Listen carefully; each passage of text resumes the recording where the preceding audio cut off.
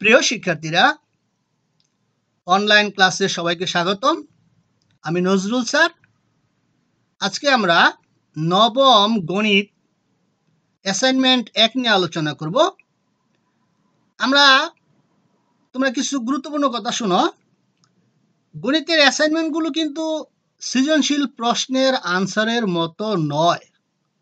তোমরা পরীক্ষার হলে গিয়ে একটা সৃজনশীল প্রশ্ন পেলে একটা নির্দিষ্ট সময়ের ভিতর যেভাবে আনসারগুলো করে আসো, গণিতের অ্যাসাইনমেন্টগুলো কিন্তু সেরকমের হবে না, একটু পরিবর্তনশীল। সেখানে প্রত্যেকটা আনসারের সাথে তোমার নিজস্ব কিছু মতামত, ব্যাখ্যা, বিশ্লেষণ অবশ্যই সংযোজন করতে হবে। গতানুগতিক অঙ্ক আমরা যেভাবে আনসার করি ওরকমের না। তাহলে কথা না বলে চলো গণিতের অ্যাসাইনমেন্ট কিভাবে লিখতে হয় আমরা একটু দেখে নেই। আজকে আমরা নবম গণিত অ্যাসাইনমেন্ট 1 নিয়ে আলোচনা করতেছি।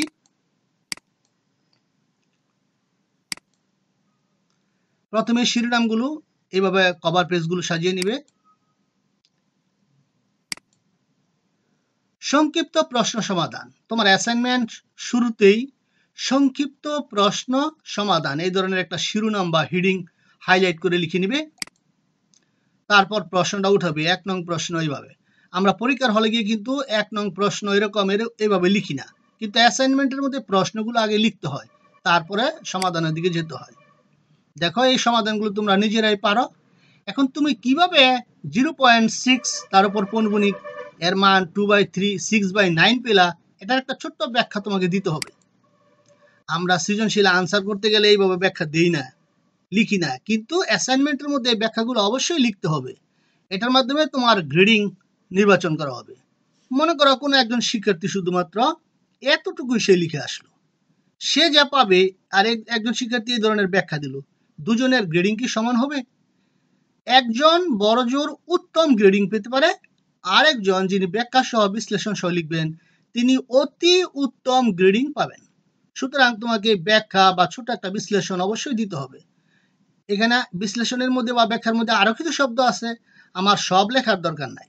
আমার এই অঙ্কটি করতে গিয়ে যতটুকু কাজ আমি করছি, যেমন আমরা লিখেছি দশমিক ডানে একটি আবৃত্ত অঙ্ক রয়েছে। দেখো দশমিকের ডানে একটি আবৃত্ত অঙ্ক রয়েছে, তাই সাধারণ ভগ্নাংশের হরে একটি 9 বসেছে এবং দশমিক বিন্দুর বামে সার্থক অঙ্ক না থাকায় দশমিক ও পৌনঃপুনিক উঠিয়ে দিয়ে প্রাপ্ত অঙ্ক লবে বসেছে। তাহলে দশমিক এবং পৌনঃপুনিক উঠিয়ে দিয়ে প্রাপ্ত অঙ্ক হলো 6, যা আমরা লবে বসিয়েছি।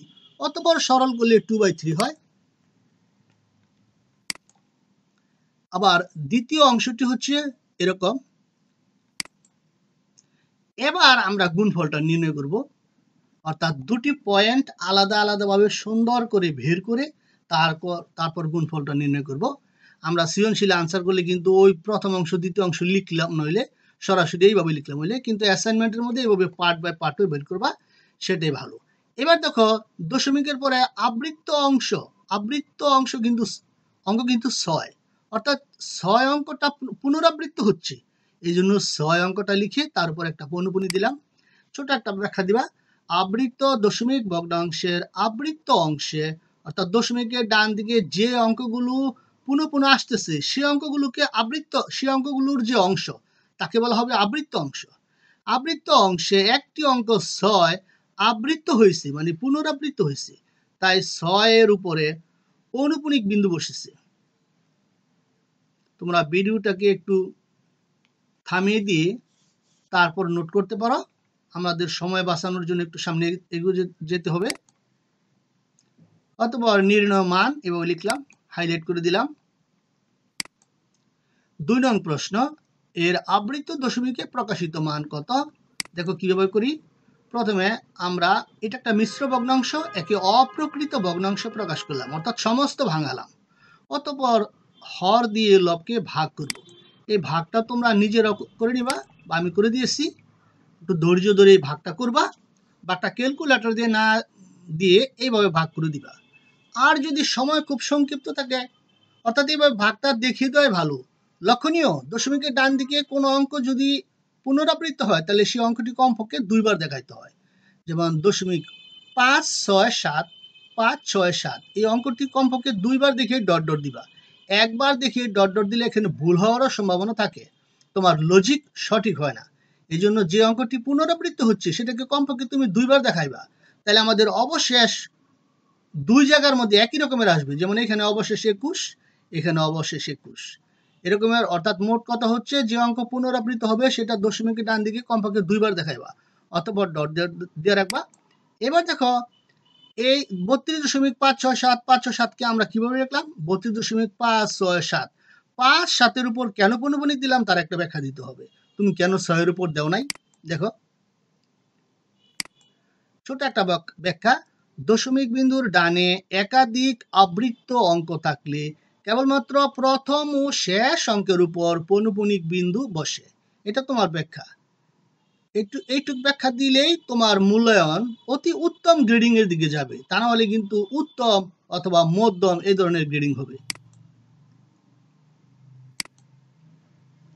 এবার 3 নং প্রশ্ন, n = 2p - 3 where p belongs to n এবং n স্কয়ারকে 4 দ্বারা ভাগ করলে ভাগশেষ কত হবে? দেখো আমরা কিভাবে সমাধান করলাম, n হচ্ছে স্বাভাবিক সংখ্যার সেট, সুতরাং p হবে সকল স্বাভাবিক সংখ্যা, আর আমরা জানি স্বাভাবিক সংখ্যাগুলো 1 থেকে শুরু হয়। তাহলে আমরা বলতে পারি p = 1 হলে n এর মান কত হয়? -1 হয়। এবার n স্কয়ারে কত হয়? 1 হয়। -1 স্কয়ার করলে 1, যা বিজোড় সংখ্যা এবং ইহাকে 4 দ্বারা ভাগ করলে ভাগশেষ 1 হয়। কিভাবে 1 হয় আমরা একটু দেখে নিই। এই ভাগশেষ যে 1 হয় এটা তোমাকে বিশেষভাবে দেখিয়ে দিতে হবে। 4 যাইব 1 এর মধ্যে 0 বার, এই 0 দিয়ে 4 কে গুণ করলে হবে আবার 0, 1 এর নিচে 0 বসাইলাম, এবার 1 থেকে 0 বিয়োগ করলে হয় 1, তাহলে দেখা যায় ভাগশেষ 1 থাকে। একটু উঠিয়ে নাও।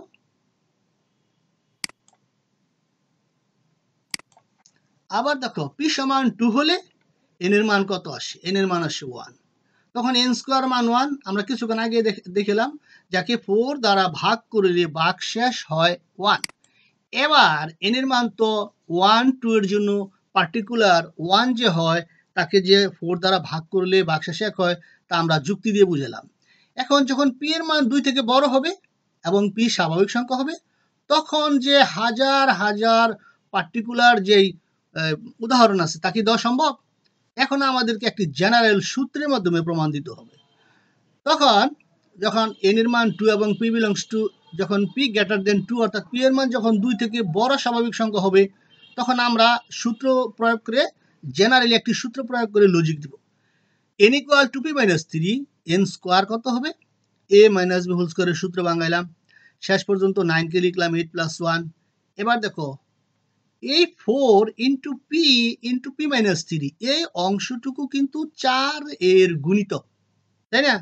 তুমি p এর মান 2 থেকে বড় যে কোনো একটা স্বাভাবিক সংখ্যা লও, 5 10 100 200 1 কোটি আপ টু ইনফাইনাইট, যে কোনো একটা সংখ্যা লও, তুমি মনে রাখবা 4 গুণন একটি সংখ্যা গুণন আরেকটি সংখ্যা, তাহলে যে আমরা রেজাল্টটা পাবো সেই রেজাল্টটার অর্থাৎ প্রাপ্ত সংখ্যাটি অবশ্যই 4 এর গুণিতক হবে।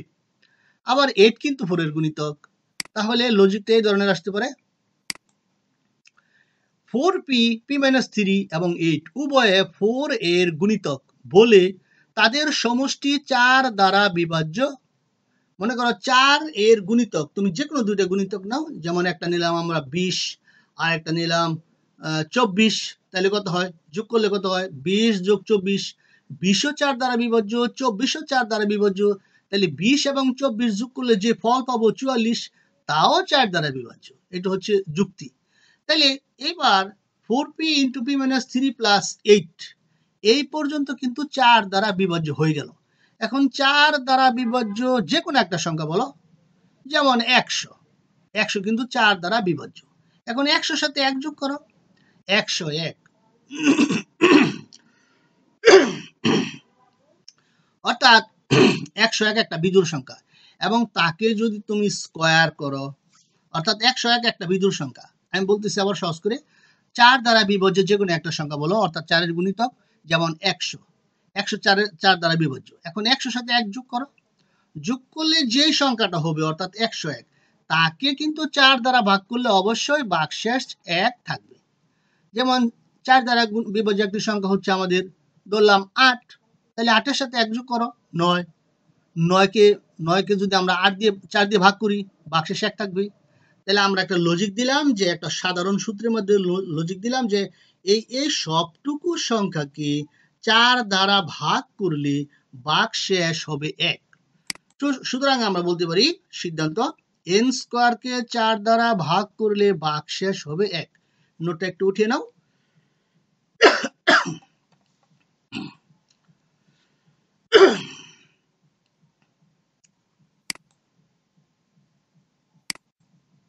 চার নং প্রশ্ন, প্রদত্ত উদ্দীপকের মধ্যে এই ধরনের তথ্য ছিল। আমাদেরকে বলেছিল a prime cap b equal what.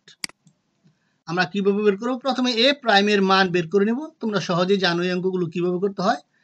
2 4 6 এখান থেকে বাদ দিবা, 2 4 6 তাহলে থাকবে 3 5 7 9। এবার a প্রাইম ক্যাপ b অর্থাৎ এর পূরক সেট b নির্ণয় করো। তাহলে এর পূরকের মান 3 5 7 9 এখানে বসালাম, সেট b এর মান 3 5 7 বসাইলাম। তাহলে সেট করলে যে উপাদানগুলো কমন হয়, যেমন 3 5 7 এরা কমন উপাদান, সাধারণ উপাদানের জন্য তাদেরকে লিখলাম। এবার আসো সৃজনশীল প্রশ্ন 1। দুটি ফাংশন দেওয়া আছে এভাবে সংজ্ঞায়িত, অথবা প্রশ্নগুলো কয়ের মধ্যে প্রশ্ন, ক্ষয়ের মধ্যে প্রশ্ন, গয়ের মধ্যে প্রশ্ন। প্রশ্নগুলো একটু উঠিয়ে নাও। তোমার অ্যাসাইনমেন্ট লেখার জন্য অবশ্যই প্রশ্নগুলো অ্যাসাইনমেন্টের মধ্যে লিখতে হবে, তারপর তুমি উত্তর লেখা শুরু করবা। গতানুগতিক পরীক্ষার হলে যেভাবে আমরা সৃজনশীল প্রশ্নের আনসার করি ওইভাবে না। আরেকটা কথা লক্ষণীয় যে ক খ গ এবং 2 3 অর্থাৎ টোটাল যে কাজগুলো তোমাকে দিয়েছে, এই টোটাল কাজটুকু তুমি কত সুন্দরভাবে সম্পন্ন করতে পেরেছো তার উপর কিন্তু গ্রেডিং। তুমি হয়তো মনে করতে পারো কয়ের প্রশ্ন বড় করব না, ক্ষয়ের প্রশ্ন ছোট করব, ঘয়ের প্রশ্ন তো ছোট কেন? না, যেখানে যে প্রশ্ন করা হয়েছে তুমি সেভাবে উত্তর দিবা। কোনটা বড় প্রশ্ন কোনটা ছোট প্রশ্ন সেটা তোমার দেখার দরকার নেই। তোমাকে টোটাল কাজটি তুমি কিভাবে করেছো তোমার টিচার তা দেখবে। সমাধান x belongs to n such that x square greater than 3 এবং x cube lesser equal 30। সেখান থেকে আমরা পাই 2 3, অর্থাৎ x এর মান তো স্বাভাবিক সংখ্যা। আমরা যদি x এর মান 1 নিই, 1 এর স্কয়ার করলে হয় 1। 1 কি 3 থেকে বড় হয়? একটা কন্ডিশন স্যাটিসফাই হয় না, সুতরাং এটা বাদ। আমরা যদি 2 নেই, 2 এর স্কয়ার করলে হয় 4 যা 3 থেকে বড়, 2 এর কিউব করলে হয় 8 যা 30 থেকে ছোট, সুতরাং 2 নিলাম। 3 যদি নেই, 3 কে স্কয়ার করলে হয় 9 যা 3 থেকে বড়, 3 কে কিউব করলে হয় 27 যা 30 থেকে ছোট, সুতরাং 3 নিলাম। এবার যদি তুমি 4 নিতে চাও তাহলে 4 কে স্কয়ার করলে হয় 16, তা 3 থেকে বড়, একটা কন্ডিশন স্যাটিসফাই হয়। কিন্তু 4 কে কিউব করলে তো 64 যা 30 এর সমানও না ছোটও না, সুতরাং বোঝা যাচ্ছে 2 এবং 3 এরপর যে বাদ বাকি যে হাজার হাজার ন্যাচারাল নাম্বার আছে তারা আমার আনসারের মধ্যে আসবে না। সুতরাং এই কন্ডিশন অনুসারে আমার আনসার হবে 2 3 উপাদান বিশিষ্ট সেট। সুতরাং ক সেটকে তালিকা পদ্ধতিতে প্রকাশ করলে আমরা পাবো 2 3। এখন তালিকা পদ্ধতিতে কিভাবে সেটকে তালিকা পদ্ধতিতে প্রকাশ করা হয় তার নিয়মটা কি? এই নিয়মটা হচ্ছে ব্যাখ্যা, এটা তোমাকে বলে দিতে হবে। তালিকা পদ্ধতিতে সেটের উপাদানগুলো কমা দিয়ে পৃথক করে লিখতে হয়।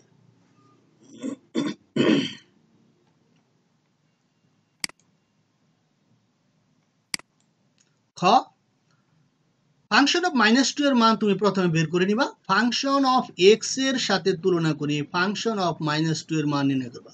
অর্থাৎ উদ্দীপকের দেওয়া আছে ফাংশন অফ এক্স, তো তুমি বার করবা ফাংশন অফ -2।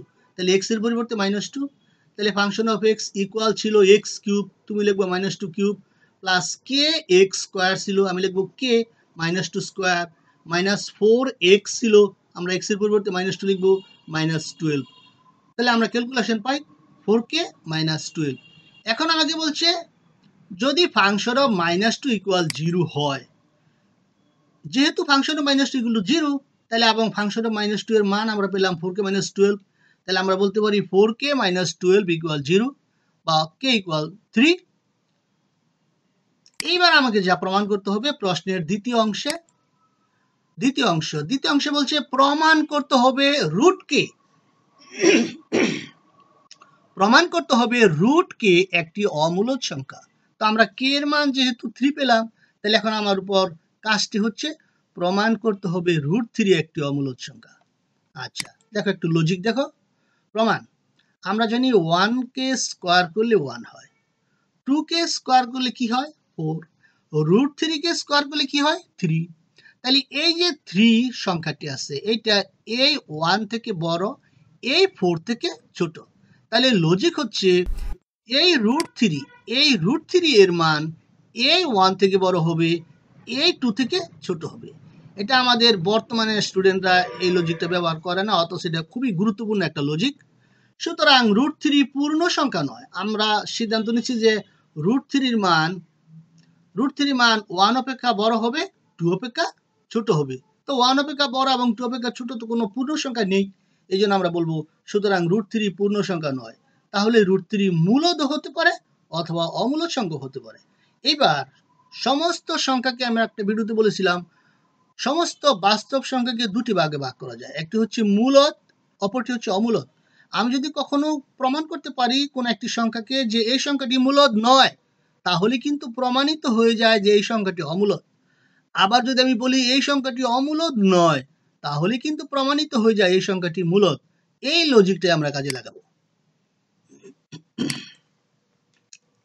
ধরি √3 মূলদ সংখ্যা, তাহলে মূলদ সংখ্যার যে ডেফিনেশন, সেই ডেফিনেশন অনুসারে √3 কে আমরা p/q আকারে প্রকাশ করতে পারি। p/qটা আসলে কি? এই p এবং q এর একটা পরিচয় দিতে হবে। তুমি যদি লেখো a/b, তাহলে a/b এর পরিচয় দিতে হবে, কোনো সমস্যা নেই। তো প্রচলিতভাবে p/q ধরে, যেখানে p, q স্বাভাবিক সংখ্যা অর্থাৎ ন্যাচারাল নাম্বার, পরস্পর সহমৌলিক অর্থাৎ p এবং q এর মধ্যে কাটাকাটি যাবে না। যেমন 3, 4, 3, 5, 3, 7, কিন্তু 3, 6 হবে না, 2, 4 হবে না। এবং কিউ অর্থাৎ হরের মধ্যে যে সংখ্যাটা থাকবে সেই সংখ্যাটা গ্রেটার দ্যান 1 হতে হবে। যেহেতু আমরা বলেছিলাম √3 ভগ্নাংশ অর্থাৎ পূর্ণ সংখ্যা নয়, তাহলে নিশ্চয়ই ভগ্নাংশ। এখন কিউর মান যদি তুমি 1 নিয়ে নাও তাহলে কিন্তু এটা পূর্ণ সংখ্যা হয়ে যাবে। এই জন্য আমরা বলছি কিউর মান 1 থেকে বড়, তাইলে আর কখনো দেখবা পূর্ণ সংখ্যা হবে না এই কন্ডিশন অনুসারে। এখন যদি আমরা উভয়পক্ষকে স্কোয়ার করি তাহলে আমরা পাই 3 = p²/q²। তাহলে আমরা উভয়পক্ষকে q দ্বারা গুণ করলে কি পাই 3q = p²/q, অর্থাৎ উভয়পক্ষকে q দ্বারা গুণ করব। 3 কে q দ্বারা গুণ করলে হয় 3q, p²/q² কে যদি তুমি এখানে গুণ চিহ্ন দিয়ে একটা q লেখো, q এবং q² এ কাটাকাটি করলে হয় q। উভয় পক্ষকে q দ্বারা গুণ করি। এগুলো কিন্তু ব্যাখ্যা, এই ব্যাখ্যাগুলো কিন্তু দিতে হবে। আমরা নরমালি যখন সৃজনশীল ভাষা তখন এই ধরনের ব্যাখ্যা কখনো নোট, কখনো লিখি না, কিন্তু অ্যাসাইনমেন্টের মধ্যে লেখাটা খুব যুক্তিপূর্ণ এবং খুবই ভালো। এখন 3q স্পষ্টত একটি পূর্ণ সংখ্যা। আমরা কিছুক্ষণ আগে পেয়েছিলাম 3q = p²/q। এখন আমি বলতেছি 3q তো একটি পূর্ণ সংখ্যা। কেন পূর্ণ সংখ্যা? ওই যে আমরা বলছিলাম q greater than 1, p এবং q আমাদের স্বাভাবিক সংখ্যা নিতে হবে এবং সহমৌলিক সংখ্যা নিতে হবে এবং কিউর মান 1 থেকে বড় নিতে হবে। এই কন্ডিশনের উপর ভিত্তি করে মনে করো আমরা p এর মান নিলাম 2, কিউর মান নিলাম 3, তাহলে 3 × 3 হলো 9 পূর্ণ সংখ্যা। কিন্তু p²/q, p²/q আমরা উপরে যদি লিখি p এর মান 2, কিউর মান যদি 3 লিখি তাহলে উপরে হয় 2 এর স্কোয়ার করলে 4, নিচে হয় 3, তাহলে 4/3 এটা কি পূর্ণ সংখ্যা হবে? এটা তো ভগ্নাংশ হয়ে যাবে। এবার আমরা বললাম 3q স্পষ্টত একটি পূর্ণ সংখ্যা, কিন্তু p²/q পূর্ণ সংখ্যা নয়, কারণ pq সহমৌলিক, মানে কাটাকাটি যায় না, সহমৌলিক সংখ্যা। তাহলে কোন পূর্ণ সংখ্যাই কোন ভগ্নাংশ সংখ্যার সমান হতে পারে না। যে ভগ্নাংশ সংখ্যার লব এবং হর সহমৌলিক, স্বাভাবিক এবং হর 1 থেকে বড়, এই কন্ডিশনের উপর ভিত্তি করে এমন কোন ভগ্নাংশ সংখ্যা নেই যা কোনো পূর্ণ সংখ্যার সমান হয়। তাহলে আমরা বলতে পারি যে 3q p²/q এর সমান হতে পারে না, কারণ আমরা কিছুক্ষণ আগে বললাম এত একটি পূর্ণ সংখ্যা, কিন্তু এত পূর্ণ সংখ্যা নয়, কারণ pq সহমৌলিক সংখ্যা, কাটাকাটি যায় না। তো আমরা জানি কোনো পূর্ণ সংখ্যা নয়, অর্থাৎ ভগ্নাংশ সংখ্যার সমান হতে পারে না। তাহলে আমরা বলতে পারি যে আমরা কিছুক্ষণ আগে বলেছিলাম যদি √3 মূলদ সংখ্যা হয় তাহলে √3 কে p/q আকারে প্রকাশ করা যায়, কিন্তু এইখানে এসে আমরা একটা লজিক দিচ্ছি যে 3q not p²/q। তাহলে বোঝা যায় √3 p/q আকারে নয়, কারণ √3 সমান p/q আমরা ধরে নিয়েছিলাম। যদি √3 সমান p/q হয় তাহলে 3q সমান p²/q হয়। আর আমরা কিছুক্ষণ পরে লজিক দিচ্ছি যে 3q p²/q এর সমান নয়, তাহলে বোঝা যায় √3 কে p/q আকারে আসলে ধরাই যাবে না। তাইলে কোনো সংখ্যাকে যদি p/q আকারে প্রকাশ করা না যায় তাহলে সে মূলদ সংখ্যা নয়। আর আমরা বলেছিলাম যদি প্রমাণ করতে পারি কোনো সংখ্যা মূলদ নয় তাহলে প্রমাণিত হয়ে যায় সে অমূলদ সংখ্যা। তাহলে অমূলদ সংখ্যার ডেফিনেশন অনুসারে √3 একটি অমূলদ সংখ্যা, কারণ অমূলদ সংখ্যার ডেফিনেশনে এরকম।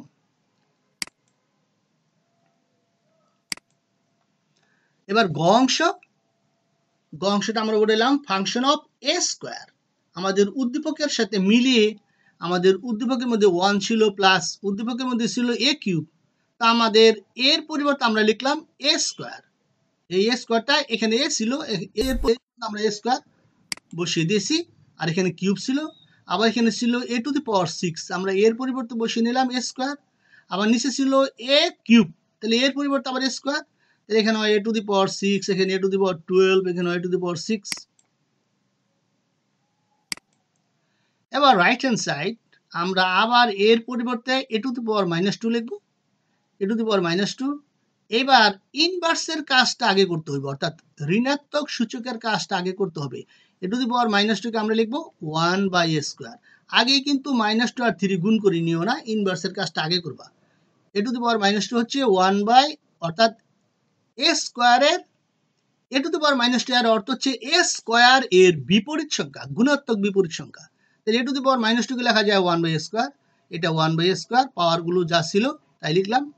এখন আমরা যদি পাওয়ারের পরে গুণ দেই তাহলে 1 এর পাওয়ার 3 হলে 1, আবার এখানে এর পর 2 এবং 3 গুণ করলে হবে 6, অনুরূপভাবে 2 এবং 6 গুণ করলে হবে 12, আর এখানে হবে 1 এর পাওয়ার 3 হলে 1, এর পর কত হবে 2 এবং 3 গুণ করলে 6। এবার কিন্তু আমরা লবের মধ্যে লসাগু করতে পারি, আর হর যেভাবে আছে সেভাবে থাকবে। দেখো লবের মধ্যে আমরা লসাগু করার পর এইভাবে পেলাম, এরকম পেলাম লসাগু a⁻12। তো a⁻12 দিয়ে আমরা 1 কে গুণ করেছিলাম, a⁻12 হলো, মাঝখানে ছিল a⁻1/a⁶। তো a⁻6 দিয়ে a⁻12 কে মাঝখানে a⁻12 কে ভাগ করলো a⁻12, a⁻12 দ্বারা উপরের 1 কে গুণ করেছি a⁻6 প্লাস লাস্টে ছিল 1/a⁻12, a⁻12 দিয়ে a⁻12 কে ভাগ করলে হয় 1, 1 দিয়ে 1 কে গুণ করলে হয় 1, আর নিচে যা আছে তাই। এবার ভগ্নাংশের নিয়ম অনুসারে এটা একটা মিশ্র ভগ্নাংশ, হ্যাঁ, জটিল ভগ্নাংশ বা জটিল ভগ্নাংশ। ভগ্নাংশের নিয়ম অনুসারে আমরা এই ভগ্নাংশটি উল্টিয়ে দিব, অর্থাৎ লবের মধ্যে যে ভগ্নাংশটা থাকবে সেটা আগে লিখব। দেখো এইভাবে আগে লিখলাম, গুণ দিয়ে হরের মধ্যে যে ভগ্নাংশটা থাকবে তা উল্টে যাবে, অর্থাৎ হরের ভগ্নাংশের হর হয়ে যাবে নতুন ভগ্নাংশের লব, হরের ভগ্নাংশের লব হয়ে যাবে নতুন ভগ্নাংশের হর। বাস 1 দিয়ে a⁻12 কে গুণ করলে এই যে a⁻6 দিয়ে a⁻12 কে কাটলাম, a⁻6 হলো, আর উপরে এখানে যা আছে তা সাজিয়ে লিখলাম। দেখা যায় লেফট হ্যান্ড সাইড এবং রাইট হ্যান্ড সাইড সমান হয়ে গেল। উঠিয়ে নাও।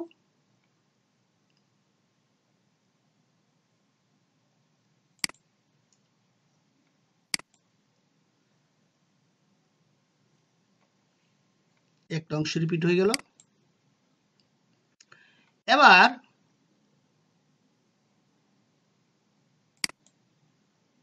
সৃজনশীল প্রশ্ন 2 দেখো, আমাদের উদ্দীপকের মধ্যে এই ধরনের চিত্রগুলো দেওয়া আছে, চিত্রগুলো একটু দেখে নাও, আমি একটু স্টে করছি।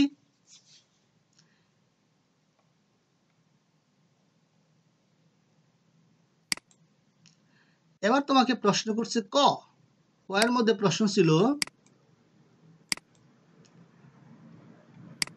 কয়ের প্রশ্নের সমাধানের জন্য আমাদের কয়ের প্রশ্নটা, অর্থাৎ তোমরা কয়ের মধ্যে যে প্রশ্নটি পাবে সেই প্রশ্নটি আমি সরাসরি আনসার করে দিচ্ছি।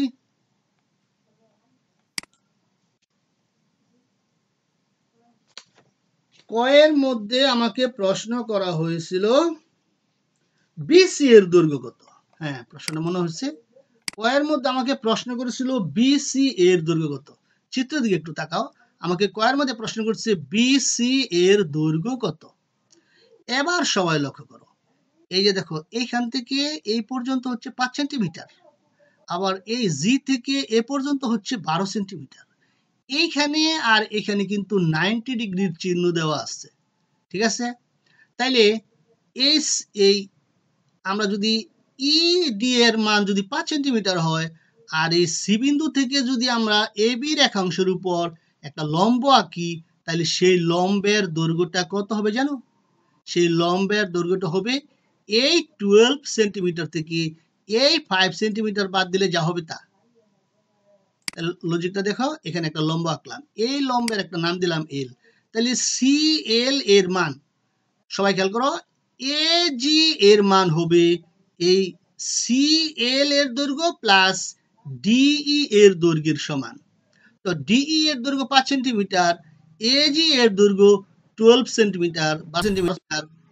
তাহলে আমাদের সি এল এর মান কত হবে? সি এল এর মান হবে আমাদের 7 সেন্টিমিটার, অর্থাৎ এই 12 সেন্টিমিটার থেকে 5 সেন্টিমিটার বাদ দিলে যা হয়, এই যে সি এল এর দৈর্ঘ্য হবে, অর্থাৎ সি থেকে এ বি এর উপর সি এর লম্ব আঁকি। একটু ড্রয়িং করতে হবে তোমার নিজেকে, কয়ের মধ্যে এই চিত্রটা আঁকতে হবে, যদিও সময় লাগবে, কিন্তু কিছুই করার নেই, অ্যাসাইনমেন্ট। তুমি হয়তো ভাবতেছো কয়ের নাম্বার 2, না, কয়ের নাম্বার 2 এমন কোনো চিন্তার কারণ নাই, সম্পূর্ণ কাজের উপর একটা নাম্বার বা একটা গ্রেডিং। এই জন্য কয়ের মধ্যে যে কাজ আছে কাজটা করতে হবে।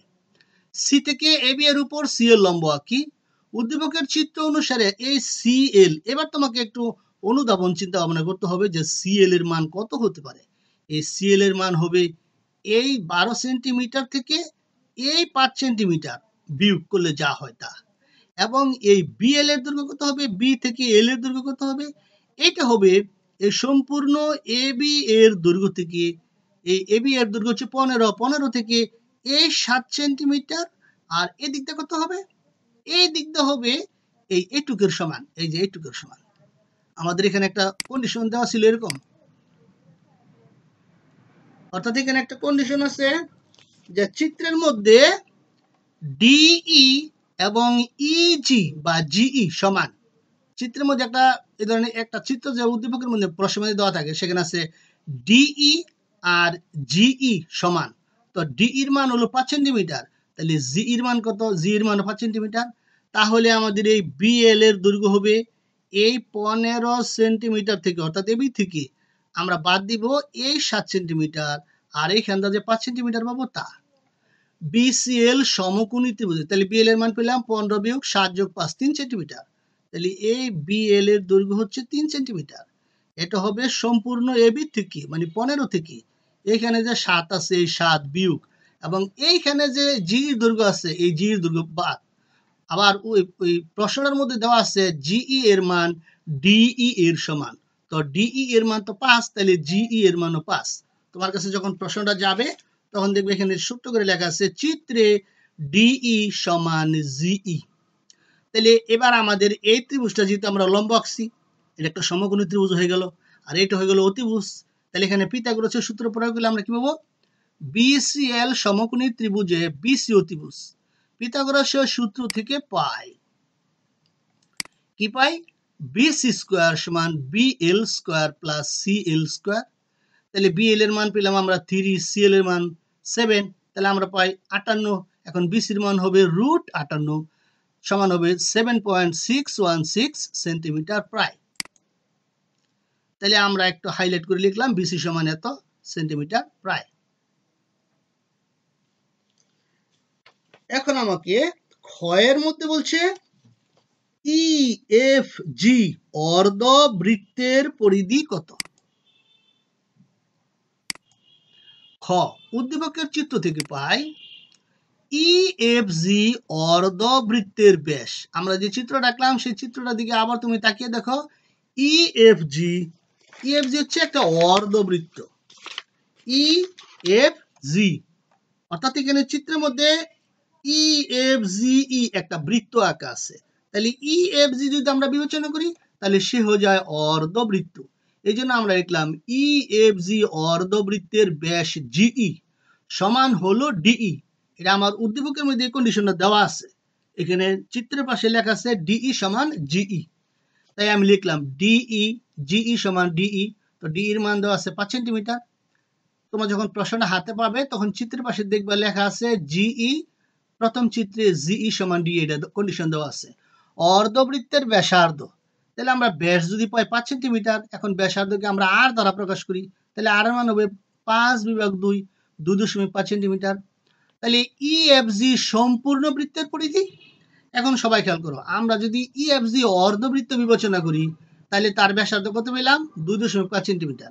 এখন আমি যদি বলি ইএফজি সম্পূর্ণ বৃত্ত, তাহলে তার ব্যাসার্ধ কত হবে? একই ব্যাসার্ধ। অর্ধবৃত্তের ব্যাসার্ধ আর বৃত্তের ব্যাসার্ধ আর বৃত্তচাপের ব্যাসার্ধ এক কথাই। তাহলে ইএফজি সম্পূর্ণ বৃত্তের পরিধি হচ্ছে 2πr। মান পেলাম আমরা কত? 15.708 সেন্টিমিটার। এখন যদি বলে অর্ধবৃত্ত, ইএফজি অর্ধবৃত্তের পরিধি, তাহলে এটার অর্ধেক, মান কত হবে? 7.854 সেন্টিমিটার। একটু উঠিয়ে নাও, আমরা চলে আসতেছি সমাধানের দিকে, প্রায় শেষের দিকে। সিদ্ধান্ত, ইএফজি অর্ধবৃত্তের পরিধি 7.854 সেন্টিমিটার।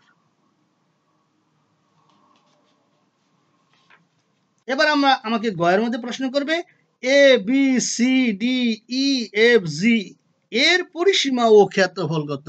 একটু জটিল কাজ, সবাই খেয়াল করো। উদ্দীপকের চিত্র থেকে পাই A B C D E F G ক্ষেত্রটিতে এ বির মান 15 সেন্টিমিটার, বিসির মান আমরা কিছুক্ষণ আগে বের করলাম 7.616 সেন্টিমিটার, সিডির মান আমার উদ্দীপকে দেওয়া আছে 7 সেন্টিমিটার, ডিইর মান উদ্দীপকের চিত্রের মধ্যে দেওয়া আছে 5 সেন্টিমিটার, এজির মান উদ্দীপকের চিত্রের মধ্যে দেওয়া আছে 12 সেন্টিমিটার, এবং ইএফজি বক্ররেখাটির দৈর্ঘ্য, অর্থাৎ কিছুক্ষণ আগে যে আমরা অর্ধবৃত্তের পরিধি নির্ণয় করছি, অর্ধবৃত্তের পরিধি, এই যে ইএফজি অর্ধবৃত্তের পরিধি কত, সেই অর্ধবৃত্তের পরিধির দৈর্ঘ্য ইএফজি এর মান 7.854 সেন্টিমিটার। তাহলে A B C D E F G ক্ষেত্রটির পরিসীমা হবে এবি বাহুর দৈর্ঘ্য প্লাস বিসি বাহুর দৈর্ঘ্য প্লাস সিডি বাহুর দৈর্ঘ্য প্লাস ডিই বাহুর দৈর্ঘ্য প্লাস ইএফজি অর্ধবৃত্তের পরিধির দৈর্ঘ্য প্লাস এজি বাহুর দৈর্ঘ্য। সবগুলো মান বসিয়ে দিয়ে আমরা পেলাম 54.47 সেন্টিমিটার প্রায়। এবার সিদ্ধান্ত নিলাম A B C D E F G ক্ষেত্রটির পরিসীমা 54.47 সেন্টিমিটার প্রায়। A B C D E F G অসম, দ্বিতীয় অংশ, আমাদের প্রশ্নের দ্বিতীয় অংশ ছিল যে ক্ষেত্রফল কত। তাহলে A B C D E F G অসম আকৃতির ক্ষেত্রটিকে, আমাদের প্রথম চিত্র যে দেওয়া থাকবে সেটা একটা অসম আকৃতির ক্ষেত্র, সেটা বিভিন্ন অংশ বিভিন্ন রকমের। একটি অংশ আছে আয়তাকার বা ট্রাপিজিয়াম আকৃতিরও আছে, বর্গাকার আছে, বৃত্তাকার বা অর্ধবৃত্তাকার আছে। তাহলে আমরা কি লিখলাম? এই ক্ষেত্রটিকে আমরা বিভিন্ন অংশে বিভক্ত করে তার ক্ষেত্রফল নির্ণয় করতে পারি। এখন দেখো, এই চিত্রটাকে আমাদের নিজের মতো করে আরেকটু ড্রয়িং করতে হবে। প্রথম চিত্রটা ছিল এই সিএল, তো আমরা আগে লম্ব এঁকেছিলাম। এইবার সিডি রেখাকে এদিকে বর্ধিত করব। তাইলে এই সিডি রেখা কিন্তু অঙ্কন অনুসারে যেখানে 90 ডিগ্রি অ্যাঙ্গেল, এখানে 90 ডিগ্রি অ্যাঙ্গেল, সুতরাং এই রেখাটি এবং এই রেখাটি এবং এই রেখাটি সমান্তরাল। সুতরাং এই সিডি রেখাকে যদি আমরা এদিকে একটু বর্ধিত করি, তাইলে যেই আমরা এখানে নতুন একটা নাম যদি দিই এম, তাইলে এই সি এম রেখা আর এল রেখা কিন্তু সমান হবে। এটা আমরা প্রমাণ করতে পারবো, কিন্তু এখানে আমাদের প্রমাণ করার প্রয়োজন নেই। তাহলে আমরা এখানে সামনে অগ্রসর হই, সিডি কে বর্ধিত করি, উহা এজি কে এম বিন্দুতে সেট করে। ফলে A B C D E F G অসম আকৃতির ক্ষেত্রটি 4টি ক্ষেত্রে বিভক্ত হলো। একটি ক্ষেত্র হচ্ছে ত্রিভুজ আকৃতির, যা সমকোণী ত্রিভুজ। একটি হচ্ছে আয়তাকার, এখানে 90 ডিগ্রি অ্যাঙ্গেল, অর্থাৎ এখানে 90 ডিগ্রি অ্যাঙ্গেল অটোমেটিক উৎপন্ন হবে। আর এখানে 90 ডিগ্রি অ্যাঙ্গেল মানে লম্বা আমরা এঁকেছিলাম। আর এই দুইটা 90 ডিগ্রি অ্যাঙ্গেল উদ্দীপকের মধ্যে দেওয়া ছিল। সেগুলো হলো বিসিএল সমকোণী ত্রিভুজ, এ এম সি এল আয়তক্ষেত্র, এ এম সি এল একটি আয়তক্ষেত্র, এমডিইজি বর্গ, এম ডি ই জি বর্গ, ই এফ জি অর্ধবৃত্ত, ই এফ জি অর্ধবৃত্ত। তুমি যদি এইভাবে এদিকটা ড্রয়িং করতে না চাও তাহলে এই রেখাটাকে এক্সটেনশন করলে, অথবা এইখানটা যদি এইভাবে একটা সমকোণী ত্রিভুজ আঁকো তাহলে এখানে একটা আয়তক্ষেত্র পাইবা, অথবা তাও যদি না করো তাহলে এইখানটা ড্রয়িং করে এ বি সি এম কে তুমি ট্রাপিজিয়াম হিসাবেও ঘোষণা দিতে পারবে। ট্রাপিজিয়ামের ডেফিনেশন অনুসারে এ বি সি এম একটা ট্রাপিজিয়ামও হয়ে যায়।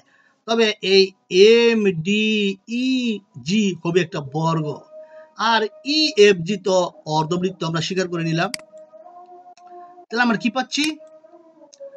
বিসিএল সমকোণী ত্রিভুজের উচ্চতা সিএল 7 সেন্টিমিটার, ভূমি বিএল 3 সেন্টিমিটার, ক্ষেত্রফল হলো 10.5 সেন্টিমিটার। যা ক্যালকুলেশন গুলো দেওয়া আছে তোমরা একটু উঠিয়ে নাও, ভিডিওগুলো অনেক লম্বা হয়ে যাচ্ছে, তোমরা ভিডিওটা থামিয়ে একটু লিখে নাও, আমি কথা কম বলছি।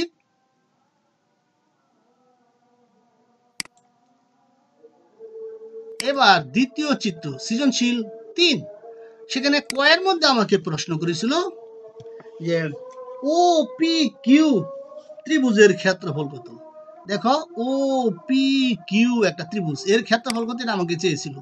তাহলে এখানে সুষম ক্ষেত্র P Q R S T U V, যার কেন্দ্র ও, ক্ষেত্রটি থেকে 8টি, এটা হচ্ছে 8টি সমদ্বিবাহু ত্রিভুজ উৎপন্ন হয়। এই যে প্রত্যেকটা এখানে 4 সেন্টিমিটার দেওয়ার অর্থ হচ্ছে প্রত্যেকটা বাহু 4 সেন্টিমিটার তোমাকে বিবেচনা করতে হবে। তাহলে এটা 4 সেন্টিমিটার হলে এটাও 4 সেন্টিমিটার। তাহলে এই ত্রিভুজটা ও পি কিউ এর দুইটা বাহু আমরা সমান পেয়ে গেলাম। তাই আমরা ঘোষণা করতে পারি যে সে সমদ্বিবাহু ত্রিভুজ। কখনো কখনো সমবাহু ত্রিভুজ হবে, কখনো সমদ্বিবাহু ত্রিভুজ হবে। তবে আমরা সমবাহু ত্রিভুজ ডাইরেক্ট বলবো না, বললে কখনো কখনো হবে, কখনো কখনো ভুল হতে পারে। কিন্তু আমরা যদি সমদ্বিবাহু ত্রিভুজ বলে ডিক্লেয়ার দিই তাইলে আর ভুল হবে না, কারণ সমবাহু ত্রিভুজকেও কিন্তু সমদ্বিবাহু ত্রিভুজ বলা যায়, এটা লজিক। তাহলে সুষম ক্ষেত্র P Q R S T ইউবিডব্লিউ, যার কেন্দ্র ও, ক্ষেত্রটি থেকে 8টি সমদ্বিবাহু ত্রিভুজ উৎপন্ন হয়, যা এবং কেন্দ্রস্থ কোণ 8টি সমান ভাগে বিভক্ত হয়। যেহেতু ক্ষেত্রটি সুষম ক্ষেত্র, তাহলে এই যে কোণগুলো আছে সবগুলো কোণ সমান হবে। তাহলে প্রত্যেকটা কোণের মান কত হবে? আমরা যদি সম্পূর্ণ এক রাউন্ড আসি তাহলে কিন্তু 360 ডিগ্রি। তাহলে প্রত্যেকটা কোণের মান হবে 8 দিয়ে ভাগ করব। তাহলে ত্রিভুজ OPQ সমান সমান বাহুর দৈর্ঘ্য, এই বাহুটিকে আমরা এ ধরলাম, এই বাহুটিকে বি ধরলাম, তাহলে এর মানও 4, বি এর মানও 4 সেন্টিমিটার। আর এই কোণটাকে আমরা একটা নাম দিলাম থিটা। থিটা সমান POQ সমান 360 ডিগ্রি বাই 8 সমান 45 ডিগ্রি। এখন আমরা জানি ত্রিভুজের দুই বাহু এবং তাদের অন্তর্ভুক্ত কোণ দেওয়া থাকলে তার ক্ষেত্রফল নির্ণয়ের সূত্র হচ্ছে half A B sine theta. তাহলে OPQ এর ক্ষেত্রফল half A B sine theta. মানগুলো বসিয়ে দিলাম, 5.657 বর্গ সেন্টিমিটার প্রায়। এবার আমাকে ক্ষয়ের মধ্যে বলছিল সুষম বহুভুজটির ক্ষেত্রফল নির্ণয় করো। সবাই লক্ষ্য করো, যেহেতু সুষম অষ্টভুজ ক্ষেত্রটি, অর্থাৎ যে আমাদের বহুভুজটি যেটা দেওয়া আছে সেটা একটা সুষম অষ্টভুজ ক্ষেত্র, সেটা এই নামে অভিহিত, থেকে 8টি সমান ক্ষেত্রফল বিশিষ্ট সমদ্বিবাহু ত্রিভুজ উৎপন্ন হয়। সবসময় মনে রাখবা, সুষম ক্ষেত্র থেকে সমান ক্ষেত্রফল বিশিষ্ট ত্রিভুজ উৎপন্ন হয়। সেটা যতটি ত্রিভুজ হোক, যত বাহু বিশিষ্ট সুষম ক্ষেত্র ততটি ত্রিভুজ উৎপন্ন হবে এবং প্রত্যেকটি ত্রিভুজের ক্ষেত্রফল সমান হবে, এবং প্রতিটি ত্রিভুজের ক্ষেত্রফল হবে 4√2 সেন্টিমিটার। কিছুক্ষণ আগে যে আমরা এ ও OPQ এর ক্ষেত্রফল পেয়েছিলাম 4√2 বা দশমিকে নিয়েছিলাম, সেখান থেকে আমরা 4√2 অর্থাৎ রুট দিয়ে লিখলাম যে তার ক্ষেত্রফল 4√2 বর্গ সেন্টিমিটার। তাহলে যেহেতু 8টা ত্রিভুজ উৎপন্ন হলো, তাহলে সুষম অষ্টভুজ ক্ষেত্র এত, এর ক্ষেত্রফল হবে 8 ইন্টু এত, অর্থাৎ 45.255। তুমি হয়তো বলতেছো ক্ষয়ের কাজটা এত ছোট, আসলে কোনটা ছোট আর কোনটা বড় সেটা নিয়ে তোমাকে ভাবতে হবে না, অ্যাসাইনমেন্টের বৈশিষ্ট্য এটা। কিন্তু এটা দিয়ে যদি সৃজনশীল প্রশ্ন করতো তাহলে নিশ্চয়ই আরো কাজ দিত। সম্পূর্ণ অ্যাসাইনমেন্টটি এভাবেই সাজানো হয়, কখনো ছোট কাজ, কখনো বড় কাজ। একটু উঠিয়ে নাও। এবার গয়ের মধ্যে তুমি আসো, দেখো সেখানে তোমাকে কি বলেছে। তোমাকে এখানে গয়ের মধ্যে বলেছে অনিয়মিত আকৃতির ও সুষম বহুভুজের মধ্যে কোনটির ক্ষেত্রফল নির্ণয় সহজতর বলে তুমি মনে করো?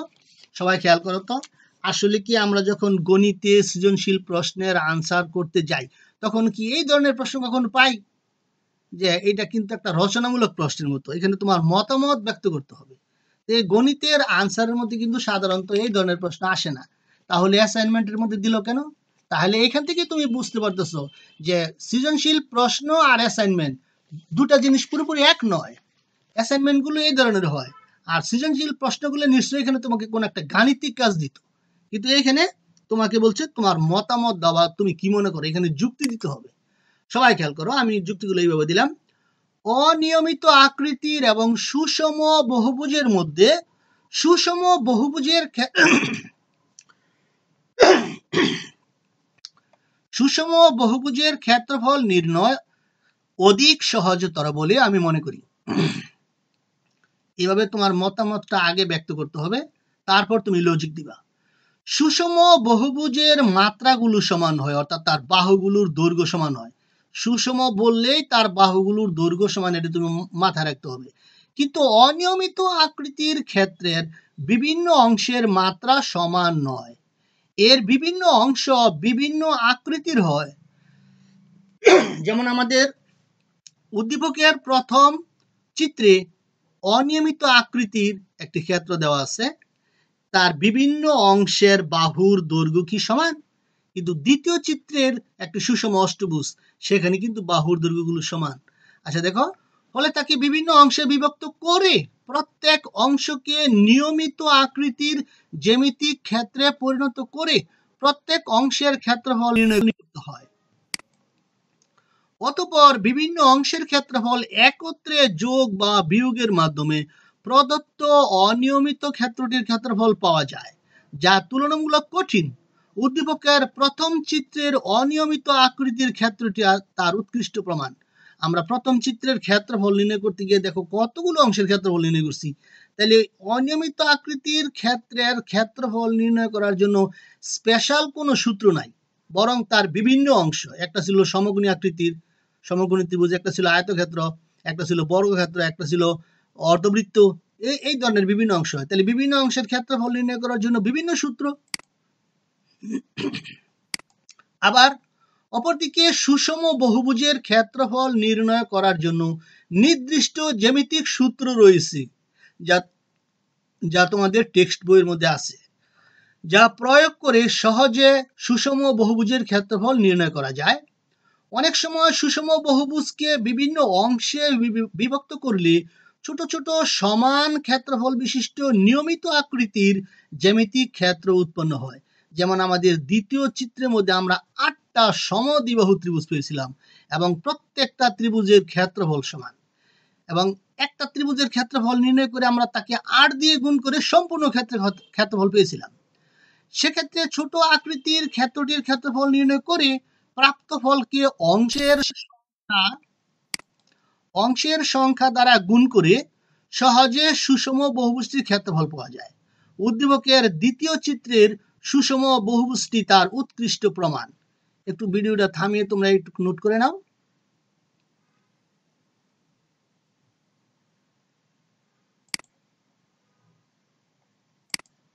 আবার সুষম বহুভুজ ক্ষেত্রের বাহুর দৈর্ঘ্য সমান বলে যে কোনো একটি বাহুর দৈর্ঘ্য জানা থাকলে, আমাদের টেক্সট বইয়ের মধ্যে এই সূত্রটা দেওয়া আছে, জানা থাকলে n²/4 cot 180 degree by n, এই সূত্রটি প্রয়োগ করে অতি সহজে সুষম বহুভুজটির ক্ষেত্রফল নির্ণয় করা যায়। যে কোনো বাহু বিশিষ্ট সুষম ক্ষেত্র হোক, সেটা হোক সমবাহু ত্রিভুজ, হোক বর্গক্ষেত্র, হোক 100 বাহু বিশিষ্ট 1 কোটি বাহু বিশিষ্ট সুষম ক্ষেত্র, এই সূত্রটি প্রয়োগ করে সমস্ত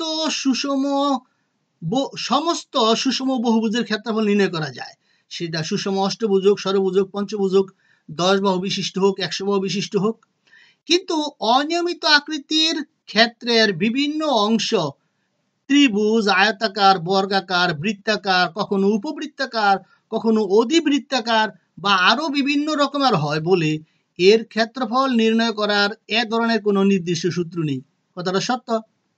সহজে সুষম বহুবস্তির ক্ষেত্রফল পাওয়া যায়। উদ্দীপকের দ্বিতীয় চিত্রে সুষম বহুবস্তি তার উৎকৃষ্ট উদাহরণ। সর্বোপরি আমি মনে করি অনিয়মিত আকৃতির ক্ষেত্র অপেক্ষা সুষম বহুভুজ ক্ষেত্রের ক্ষেত্রফল নির্ণয় অধিক সহজতর। আমাদের অ্যাসাইনমেন্ট লেখা শেষ।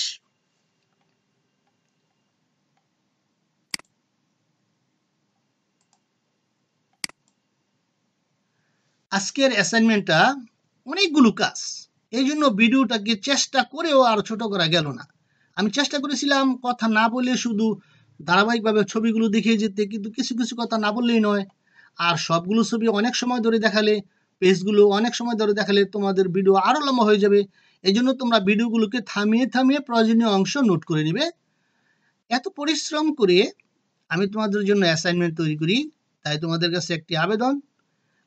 আমার গতকালের কেমিস্ট্রির যে অ্যাসাইনমেন্টটা প্রায় 18K ভিউজ হয়েছে, যা আমার স্বপ্নের বাইরে। আমি খুব খুশি হয়েছি, সবাইকে ধন্যবাদ জানাচ্ছি। তবে সেখানে লাইক একটু কম হয়েছে। কমেন্ট লিখতে okay sir, thank you sir, এই লাইনটা বুঝি না স্যার, এই দু একটা শব্দ লিখলেও তো কমেন্ট হয়ে যায়। আর সাবস্ক্রাইব কি করা যায় না?